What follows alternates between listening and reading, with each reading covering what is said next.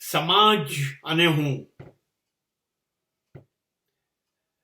સમાજની અંદર હવે મને આ જ કુટુંબ, મારા આ જ સભ્યો અને મારે આ જ વાતાવરણમાં જીવવાનું છે. અહીં પહેલામાં પહેલી શરત એ છે કે દરેક માનવીને સ્વપ્ન હોય, મહત્વકાંક્ષા હોય, ઈચ્છાઓ હોય. એને જમીન પર રાખવાની છે, પગ જમીનને ચોંટાડી રાખવાના છે. આકાશમાં ઉડવા જઈએ ને તો પગથી જમીનથી ઉખડી જવાય નહીં, એનું ધ્યાન રાખવાનું છે. મહત્વકાંક્ષા રાખવાની છે, સ્વપ્ન જોવાના છે, પણ આપણી મર્યાદામાં રહીને આપણે સ્વપ્ન જોવાના છે. એટલે દરેક ઈચ્છા, દરેક મહત્વકાંક્ષા, દરેક સ્વપ્ન એની વ્યવહારુતા તપાસ. દીકરાએ કીધું મને ડોક્ટર બનવું છે, કરેક્ટ, પણ મારી શક્યતા નથી કે બેટા હું તને ડોક્ટર બનાવવા માટે 50 લાખ રૂપિયા ખર્ચી શકું. તો આ સ્વપ્ન છે, એને મારે વ્યવહારુ બનાવવું પડશે. દીકરી કીધું મને પરદેશ જવું છે, બેટા મારી પાસે આટલા લાખ નથી. મહત્વકાંક્ષા કુટુંબના કોઈ પણ સભ્યની કે સ્વયંની પોતાની હોય તો પહેલા એનું વ્યવહારુપણું શું છે, પ્રેક્ટિકલી છે શક્ય કે આપણે આ કામ કરીશું તો આખું કુટુંબ મુશ્કેલીમાં આવી જશે, હું પણ મુશ્કેલીમાં આવી જઈશ. આ પહેલું કામ. સ્વપ્ન જોવા ગુનો નથી, પણ એ સિદ્ધ કરવામાં કઈ મુશ્કેલીઓ આવશે એનું આયોજન તમારે કરવાનું રહે છે. બીજી વસ્તુ છે, આવું કરવા જતા અશાંતિ આવશે. જો તમે સ્વપ્નની પાછળ દોડ્યા, તમારી મહત્વકાંક્ષાઓ પાછળ દોડ્યા તો અશાંતિ આવશે, આખું કુટુંબ અશાંત થઈ જશે. બધા માણસોની માનસિક દશા એકબીજા જોડે વિચિત્ર બની જશે. એટલે પહેલું કામ, મહત્વકાંક્ષા વ્યવહારુ છે કે નહીં એ ચકાસીએ અને કુટુંબની શાંતિ જાળવીએ. મને જે ગમતો મુદ્દો છે એ છે ફેમિલી ફર્સ્ટ. મારા માટે સમાજ મહત્વનો નથી, મિત્રો મહત્વના નથી, ઓળખીતાઓ મહત્વના નથી, ધંધો કે વ્યવસાય મહત્વનો નથી. મારું કુટુંબ, મારી માતા, મારા પિતા, મારી પત્ની, મારા પતિ, મારા બાળકો, આ મારું છે. એ પહેલા એની જરૂરિયાત, એની લાગણી, આ બધું પહેલા. મને બીજાઓ સાથે કોઈ નિસ્બત નથી. સમાજનું, આ દુનિયાનું જે થવું હોય થાય. મારી નજીકના કુંડામાં આટલા લોકો છે ને મારી ફરજ છે, મારી જવાબદારી છે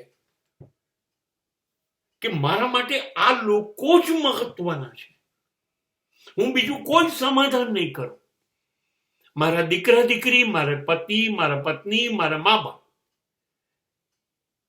ફેમિલી ફર્સ્ટ. અને તમારે જ્યારે ફેમિલી ફર્સ્ટ લેવું છે ત્યારે બહુ જ યાદ રાખો, તમારા કુટુંબના સભ્યો માત્ર પ્રેમ અને લાગણીથી જ જીવી શકે. 2 રોટલી ઓછી હોય, ઘરમાં એક વસ્તુ ઓછી હોય, મનોરંજનની આઈટમ ઓછી હશે તો ચાલશે, પણ સ્વભાવમાં પ્રેમ લાગણી નહીં હોય તો કુટુંબ ફર્સ્ટ નહીં રહે. કુટુંબ અંદર દુખી થયા કરશે.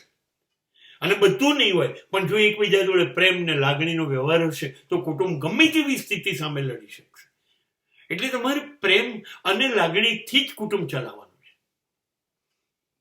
પછી મને જે ગમે છે એ છે ઉદારતા. કુટુંબના સભ્યો માટે તમે ઉદાર થઈ જાઓ, સહન કરતા થઈ જાઓ, ભૂલી જતા થઈ જાઓ. આપણે દલીલ કરીએ પણ એ ખોટું જ કરે છે, વારે ઘડીએ ભૂલો કરે છે, તકલીફ થાય છે. થાય, ખોટું થશે જ, રોજ થશે, વારંવાર થશે કુટુંબના સભ્યો દ્વારા, અને તમારે સહન કરવું પડશે. નહીંતર કુટુંબ ટકશે નહીં. તમારા જેટલી સમજણ દરેક જણમાં છે એવું કેવી રીતે માની લેવાય? દરેક જણની ઉંમર જુદી, દરેક જણનું શિક્ષણ જુદું, દરેકના સંસ્કાર જુદા, માનસિક સ્થિતિ જુદી, ભૂલ તો થશે. એટલે તમારે ભૂલો ચલાવી લેતા શીખવું પડશે.